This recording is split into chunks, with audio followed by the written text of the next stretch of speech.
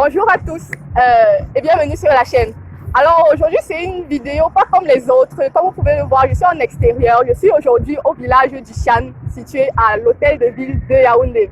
Alors aujourd'hui c'est une vidéo disons un peu comme un vlog, c'est un vlog car je suis venue voir en fait les activités qui s'y passaient. Généralement, quand on dit Chan, directement on pense à un événement sportif.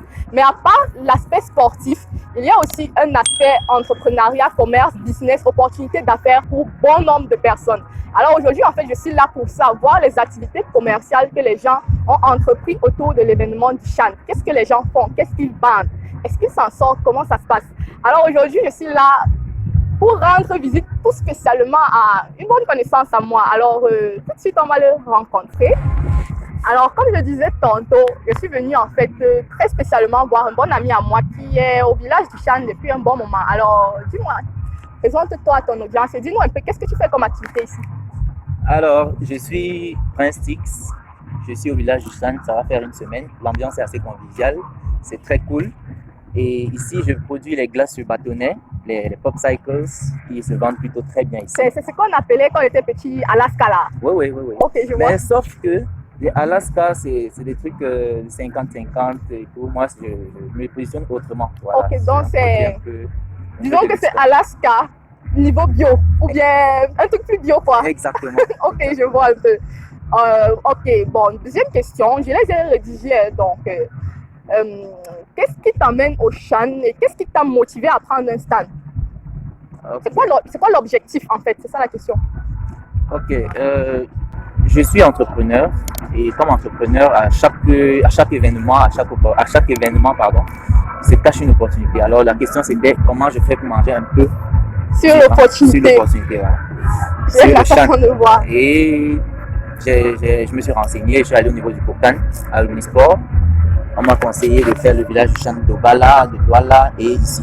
Donc, j'ai regardé la faisabilité avec la logistique et tout. Bon, ici m'a intéressé. D'ailleurs, déjà c'est très cool. Nous sommes en pleine ville et je crois que le retour y est quand même. Ok, donc je retiens à chaque événement, il y a une opportunité. C'est ce qu'il a dit. Et apparemment, même il y avait des villages aussi de Chan à Obala, à Douala et... En tout cas, je ne savais pas pour Obala. Ça veut dire que même dans les zones reculées, en fait, c'était possible de se faire un peu d'argent pendant cette période. Et il a dit, à chaque événement, il y a une opportunité. Ça signifie que ce n'est pas la première fois que tu fais une foire.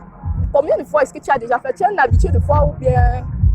Oui, je suis un habitué de foire. Je me suis lancé, ça va faire 2 ans. 2 ans? Oui, durant les 2 ans, j'ai déjà assisté à 6 fois. 6 fois. Oui. Parmi lesquelles? On va parler de Yafé, Yafé, Promote, Promote, oui, FIAC, la FIAC. Fomari.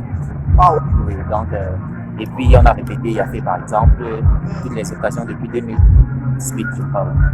Ça veut dire que tu as, disons, trouvé un équilibre en fait à faire régulièrement des fois et à trouver ton compte à chaque fois. Exactement, exactement.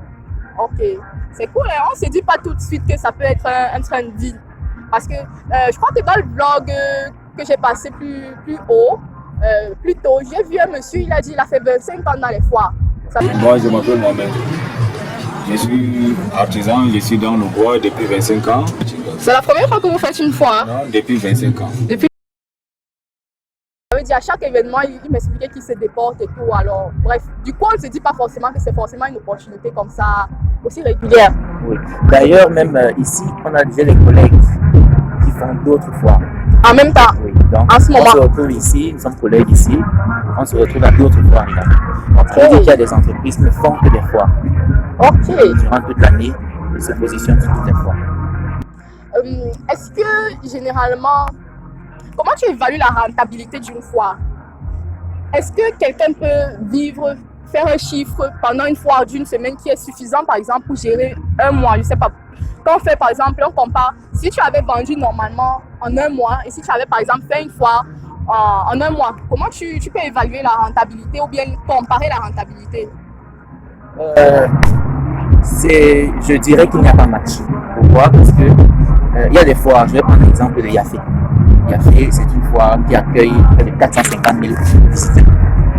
Alors, en fait, on calcule n'importe comment. Si tu peux avoir 50 francs de bénéfices par tête et tu as 50 000 visiteurs, ça fait un bon chiffre. Alors, je ne dirais pas que c'est toutes les foires qui sont forcément rentables. D'autres permettent de travailler l'image et aussi gagner en expérience. On va prendre des foires comme Fomari. Fomari, par exemple, avec ce qu'on fait, on peut vendre 2,5 millions là-bas en 5 semaines. Yafé, pareil. Donc, de quoi permettre quand même de tenir, bon, dirais-je, 2 mois et plus. Ça, c'est intéressant. Et déjà, merci de nous donner les chiffres parce que généralement, les gens cachent beaucoup les chiffres. On ne te dit pas vraiment. Déjà, merci pour l'honnêteté là. Et puis, quel conseil donnerais-tu à quelqu'un qui n'a jamais fait une foire et qui souhaiterait, par exemple, prendre son premier stand? Ou je reformule, oui. Quelle erreur est-ce que tu as fait pendant tes premières fois et que tu conseillerais à quelqu'un qui n'a jamais fait ça de justement ne pas faire cette erreur? Oui, bon, peut-être des erreurs. Des erreurs. Bon, premièrement, quand j'ai débuté l'activité, il y a les premières fois que je n'ai pas fait. Je conseille déjà à tous ceux qui veulent se lancer dans les foires de se rapprocher de l'office officiel, c'est-à-dire du bureau officiel de cette foire. Ne pas avoir honte, ne pas avoir peur que, ok, c'est sûr que c'est le réseau. Non, il n'y a pas de réseau. Ils sont là pour accueillir tout le monde. Voilà. Autre erreur à éviter, c'est le positionnement.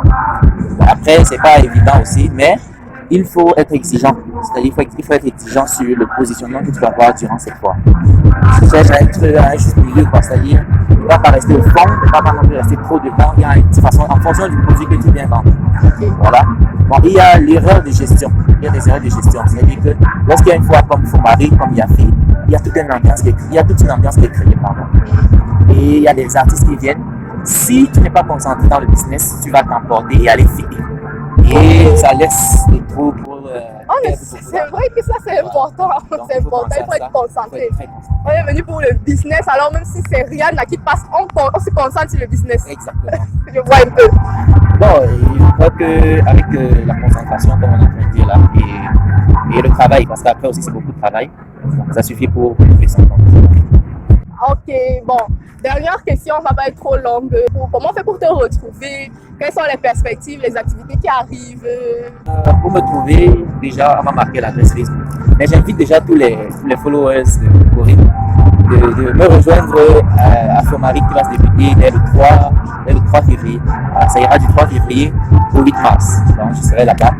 Et le reste des plateformes Facebook, Instagram, je crois qu'on pourra poster. D'accord, je vais en fait vous laisser les liens de ces pages en barre de description. Et puis, il dit qu'il sera à Fomari. Alors, pour ceux qui veulent goûter aux glaces bio, oui, on se retrouve à Fomari.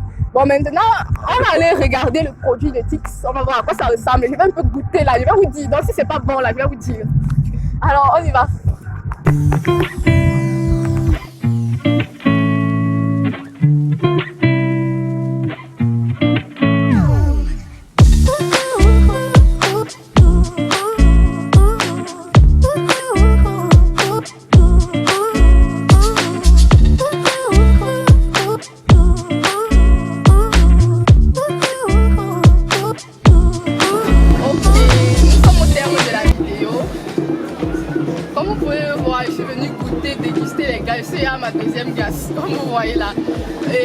bon, c'est même très très bon. Si je peux vous l'affirmer. Donc si vous passez au village du Chan, n'oubliez pas de passer au stand du prince, prendre des glaces. Dire au revoir à l'audience. Donc pas de formalité, moi je suis déjà un peu dans les ambiances, alors au revoir et à la semaine prochaine. Vous vous abonnez. Voilà. Abonnez-vous, abonnez-vous. Voilà.